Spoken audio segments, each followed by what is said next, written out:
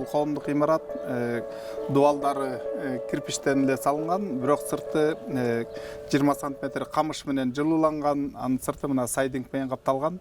Ал эми имараттын жылытуу системасы мына күн коллекторлору менен жабдылган. Ушул коллектордо мына азыр сыртта 8 градус жылуулук болуп аткан болсо, коллектордун ичинде 54 градус жылуулук болуп атат да. Анан ушул жылуулук кайра ичинде тоңбогон суюктук бар. Ал ичиндеги бочкадагы сууну жылытат.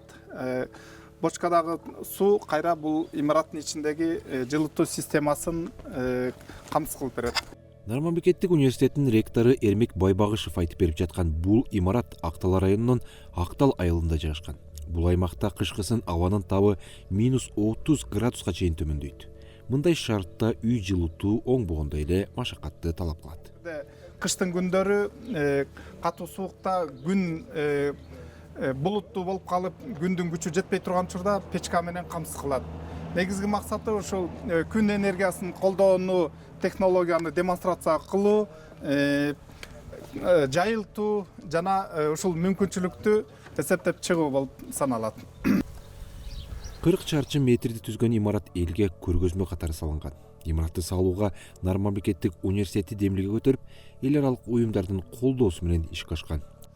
Күн энергиясына мына бул жактан муздагы өйдө кетет, ысыгы ылдыйгөсү түшөт. Тине ысыгы азыр 58-59 градус көрсөтүп атат. Муздагы 50 градуста. Бул мына бул жерде тегеренип өйдө кетип атат муздагы.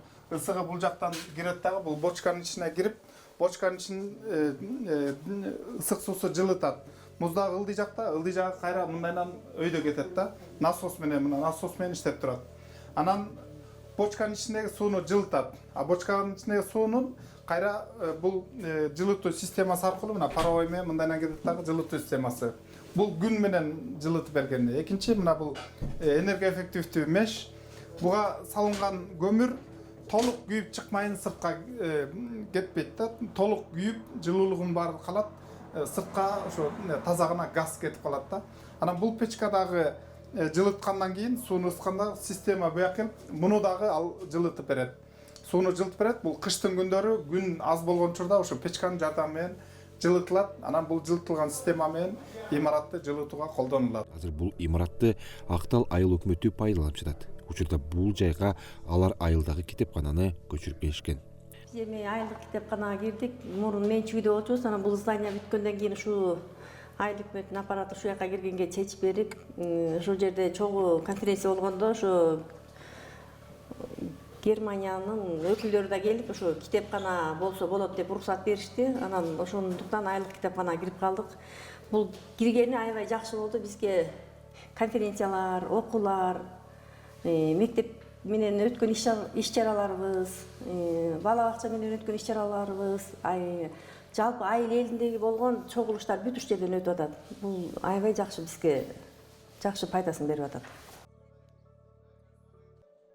Эрмек Байбагышевдин кесиби агроном, Германиядан билимин жогорулатып келген. 1 жылдан бери Нарман Бекеттик университетинин ректору болуп иштеп жатат. Анын кесиби экологияга байланыштуу болгондуктан өзү туулуп өскөн айылдагы токойдун абалы көп ойлондурчу экен. Бул ой толгоосу бара-бара ушундай күн нуру менен үй жылытуу системасын жайылтууга түрткү болгон. Айылда баягы жамандык болуп токобуз. Бир айылдын тургуну бул дүйнөдөн жарык дүйнө менен кош айча өтүп кетсе, айылдын тургундары же туугандары чогулуп, ошол жанагындай жамандыкта, похорондо бир машинага, грузовой машинага ошо токойдон отунду кыйып, аны алып барып неметип беришет да. Анан суроо пайда болот. Токойдо эмне күнөө? Эмнеге биз анда токойдо кыйдык депчи? Анткени токой бул айылдын жээгинде тургандыктан айылдыктар бул токойду биз бекер пайдаланышыбыз керек дегендей мамиле бар да.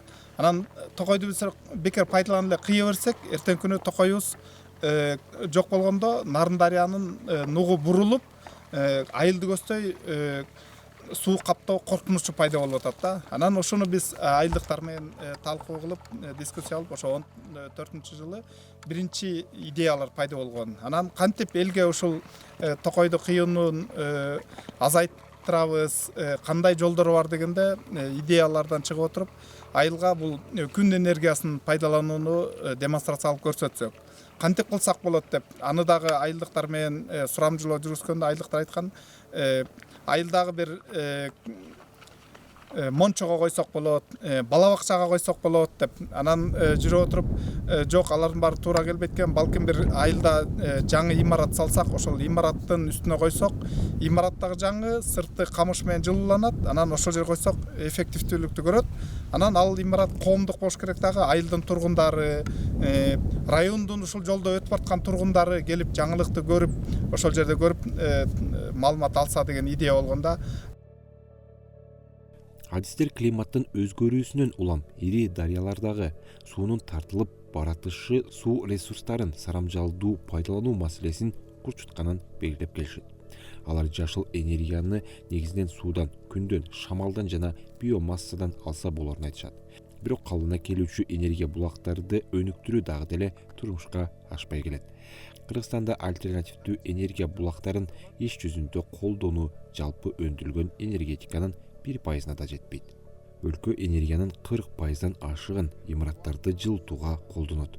Байбагышев электр энергиясын коромжу пайдалануу, үйдү жылытууга кеткен ресурстар менен токойлорду байланыштырган чынжырча микроклиматтын өзгөрүшүнө түрткү болуп жатканын белгилейт.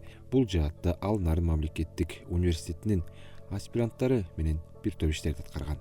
Анан бул жайылыш керек келечекте. Анан элде мисалы үчүн электр энергиясына болгон баа көтөрүлсө, көмүргө болгон баа көтөрүлсө, кайра эле токойго басым түшөт.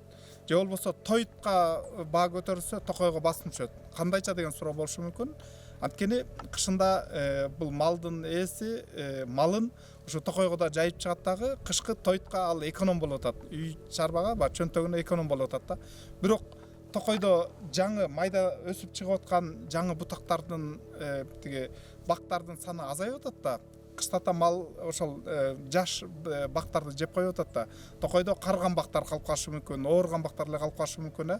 Жаштын баарын жеп коюп атат. Токой жаңырбай калышы мүмкүн да. Анан ушул көйгөй болбош үчүн талкуулап, ошондой талкууларды уюштурганга, жанагындай жаңы технологияны уюштурганга, инновацияларды, жанагы имарат келип салынган. Негизи бул максаты ушу Нарын дарыянында жээгиндеги токойлорду туруктуу пайдалануу.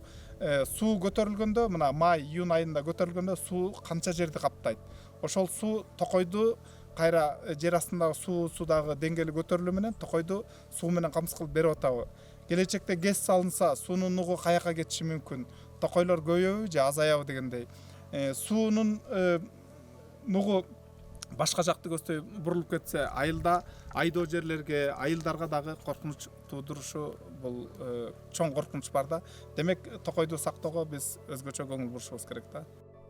Тоо токойлор Кыргызстандагы жалпы аянттын 5%-ын гана ээлейт. 2000 жылга чейин өлкөдөгү токой аянты кескин азайган. Буга элдин социалдык экономикалык оор абалы түрткү болгон. Соңку 20 жылда бир топ токой аянттары кайра калыбына келгени менен мал көбөйгөн сайын жер кыртышынын сапараты начарлап, бузулуп барат деп адистер белгилеп келишет.